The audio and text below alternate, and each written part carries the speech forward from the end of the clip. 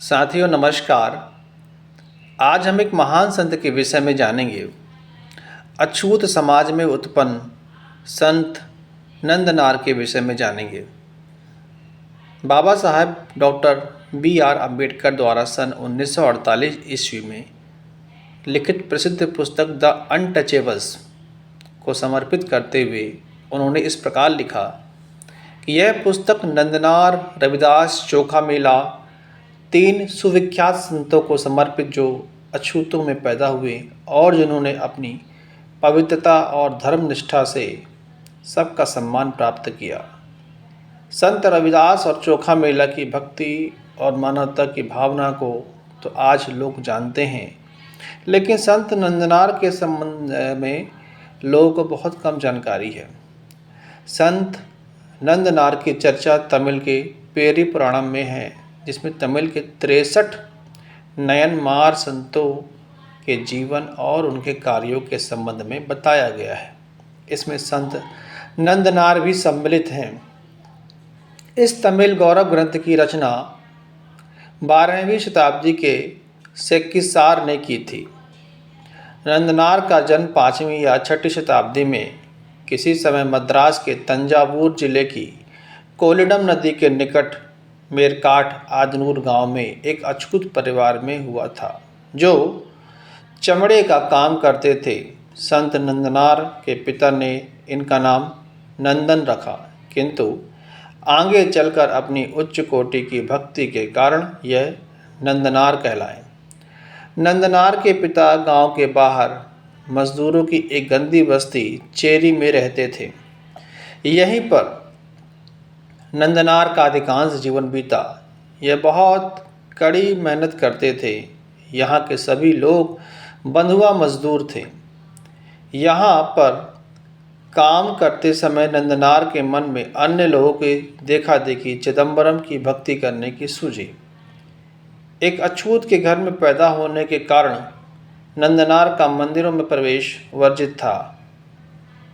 उनको वहाँ पूजा करने का अधिकार नहीं था। इन बाधाओं के बाद भी वे तिरुप्पुंगूर और जिले जाकर प्रभु की पूजा करने का विचार मन में रखे रहे। नंदनार को अछूत होने के कारण अपने भक्ति काल में बहुत कुछ झेलना पड़ा। जब वह घर से निकलते थे तो वह किसी सड़क के किनारे खड़े होकर रुककर जहाँ ऊंची जाति के लोग रहते थे कहना पड़ता था, वरु हलामो, अर्थात क्या मैं आ सकता हूँ, क्या मैं आऊँ, कहकर अपने आने की सूचना ऊंची जाति के लोगों को देते थे। मतलब उस समय ऐसा माहौल था, ऐसा राज था अपर कास्ट के लोगों का कि उनके घर के पास से कोई निकले, उनके मोहल्ले से निकले तो उन्हें कहना पड़ता रहा कि क्या मैं आ जाऊँ, मीन्स परमिशन या अनुमति लेनी पड़ती थी। तो उनकी आवाज़ सुनते ही ऊंची जाति के लोग अपने घरों में घुस जाते और अंदर से दरवाज़ा बंद कर लेते थे। ऐसा विश्वास था कि नंदनार की छाया मात्र से ऊंची जातियों के लोगों से शरीर अशुद्ध हो जाएंगे। कहा जाता है कि एक बार वे भगवान शंकर के दर्शन की इच्छा से तिरुप्पुरी तिराड़ी मंदिर गए। वह बाहर से ही शंकर की मूर्ति देखने लगे, किंतु नंदी की मूर्ति के कारण शंकर जी का दर्शन नहीं कर पा रहे थे। इस पर दुखी होकर उन्होंने कहा कि नंदी की मूर्ति मेरे सामने पहाड़ बनकर खड़ी है। इस पर शंकर ने आज्ञा दी। शंकर की आज्ञा से नंदी की मूर्ति कुछ दाहिने खिसक गई, जिससे नंदनार ने शंकर जी का पूरी तरह से दर्शन कर लिया। वैसे ये बात एक चमत्कारिक बात है, एक भावनात्मक बात है और भक्ति से जुड़े लोगों को ऐसा महसूस होता है कोई पत्थर, कोई मूर्ति कहीं सरक नहीं सकती है, ऐसा उनका भाव रहा होगा, उन्हें ऐसा लगा होगा, तो यहाँ लिखा है। पर जब यह बात नंदनार ने अपनी सभी जाति वालों को बताई तो उन्होंने कहा, हम कैसे विश्वास करें, तुम एक अछूत हो, दर्शन करना तो दूर मंदिर के निकट भी नहीं जा सकते, फिर हम इसे कैसे मान लें। तिरुप्पुगूर का मंदिर और उसके भगवान हम नीच और दलित लोगों के लिए कहाँ हैं। चेरी के अछूत लोग और नंदनार बंधुआ मजदूर थे। उनके मालिक विदयार जाति के थे। नंदनार एक ईमानदार और परिश्रमी व्यक्ति था। उसकी इच्छा मंदिरों और देवताओं से जुड़कर शुद्ध पवित्र जीवन बिताने की थी। उनकी जाति के लोग उनकी हंसी उड़ाते, ताने कसते, किंतु नंदनार अपनी धुन के पक्के थे। काम करने के बाद वह पूजा करना नहीं भूलते। मंदिर में ढोल और वीणा के लिए चमड़े की पूर्ति करते थे। वह मंदिर में तो जा नहीं सकते थे, मंदिर के बाहर ही भाव विभोर होकर जाते और मस्त होकर नाचते। एक दिन नंदनार ने विदयार जाति के अपने जमींदार से तिल्लय जाकर दर्शन करने के लिए छुट्टी मांगी। नंदनार के इस अनुरोध से जमींदार को बड़ा आश्चर्य हुआ। वह उनकी तिल्लई यात्रा का विश्वास नहीं करता था। उसने सोचा कि उसके अछूत नौकर की यह मजाल कि पवित्रतम तीर्थ की यात्रा करे। यह तो उच्च जाति के कुलीन लोगों के लिए है। तुम उनकी मूर्ति पूजा की हिम्मत कैसे कर सकते हो? उसने नंदनार से कह दिया कि जाकर अपना काम कर। खेत में अभी बहुत से काम करने को हैं, और अगर पूजा का शौक है तो करूपन, मुनियन, मक्कन, काटे रिकी की पूजा करो, वे अछूतों के देवता हैं। अब यानी उस समय ये भी था कि अछूतों के लिए अलग देवता और सवर्णों के लिए अलग देवता, ऐसा ही माहौल था। इसलिए कहानी इस तरह की है।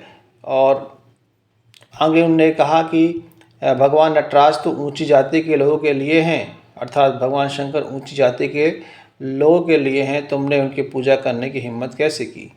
लेकिन नंदनार को अपने विचारों पर दृढ़ देखकर जमींदार ने कहा कि यदि तुम्हें जाना ही है तो दिन भर में इस 250 एकड़ भूमि में पौधे रोप दो, तब चले जाओ। वह जानता था कि यह काम कठिन है, न तो पौधा रोपा जा सकता है, न नंदनार तीर्थ यात्रा के दर्शन को जा सकेगा। भाई 250 एकड़ बहुत कहलाता है, कहाँ से कोई कर देगा दिन भर में, है? 1 एकड़ करना मुश्किल पड़ता है, 250 एकड़। नंदनार निराश नहीं हुए, उन्होंने एक ही दिन में पौधारोपण पूरा कर लिया। अब ये बात थोड़ा सा अटपटी लगती है कि एक दिन में कैसे कोई कर लेगा 250 एकड़ में पौधारोपण, पर चलिए कहानी है तो आगे बढ़ते हैं कि यह देखकर जमींदार आश्चर्यचकित रह गया और यह साधारण व्यक्ति नहीं है, वह जमींदार उसके पाँव में गिर गया। नंदनार की शंकर पूजा अर्चना के बारे में प्रसिद्ध है कि मंदिर में प्रवेश करने से पूर्व उन्हें अग्नि परीक्षा से गुजरना पड़ा था। अब ये भी देखिए, मतलब मंदिर में प्रवेश करेगा अछूत तो उसको अग्नि परीक्षा से गुजरना पड़ा। हाल ही में अन्वेषकों को एक ताम्रपत्र तमिल में लिखा मिला जिसमें उत्कीर्ण लेख के अनुसार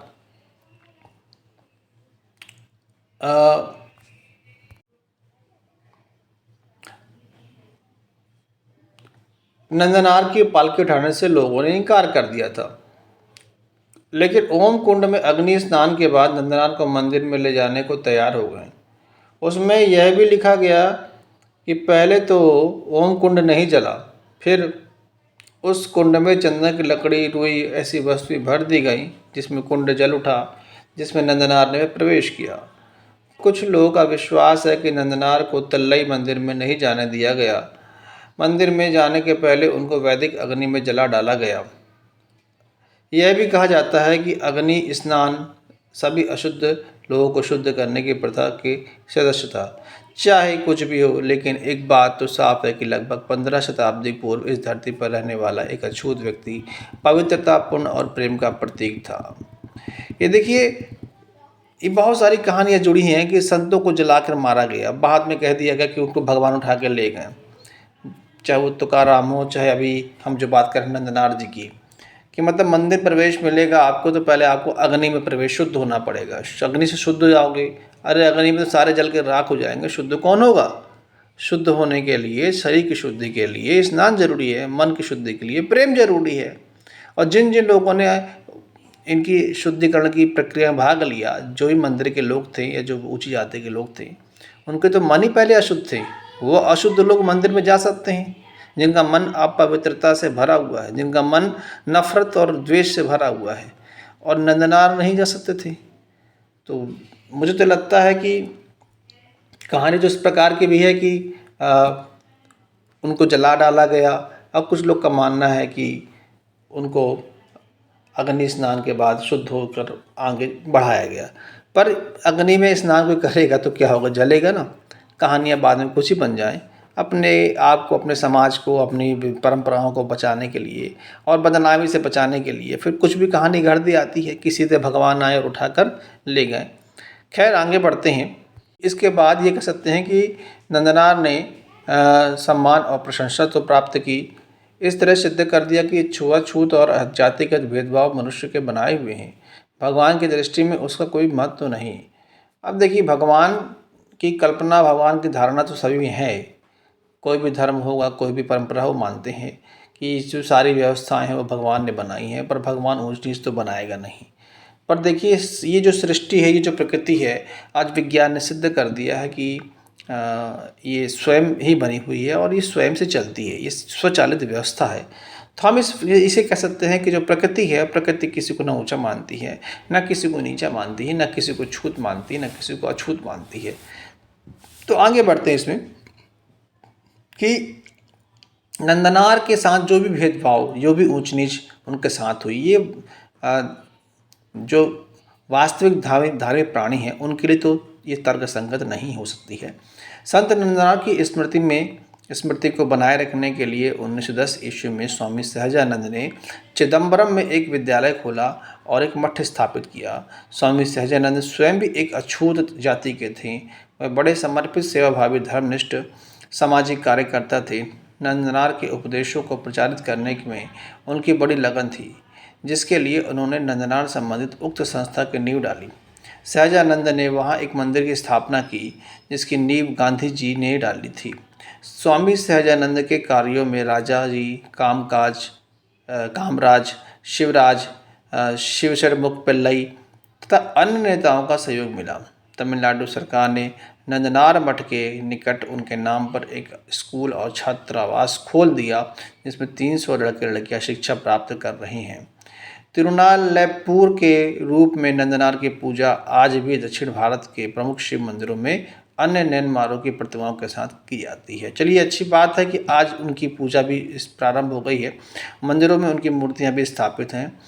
प्रसिद्ध तमिल कवि सुब्रमण्यन ने नंदनार के संबंध में कहा कि कोई ब्राह्मण नहीं है इस भूमि में नंदनार की तरह, निवास यहाँ पवित्रता और निर्मलता का, नहीं रखते अर्थ यहाँ जाति और धर्म।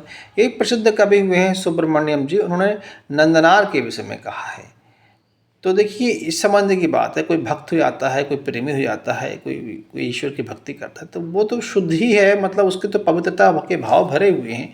उसको फिर जाति में देखना, उसको छूत अछूत पे देखना, उसको ऊंच नीच की दृष्टि देखना, ये समझदारी की बात नहीं है। और इसको हमारे देश से ख़त्म करना होगा। सभी बराबर हैं, सभी एक हैं। ना कोई ऊंचा है, ना कोई नीचा है, ना कोई जन्म से बड़ा होता है, ना कोई जन्म से छोटा होता है।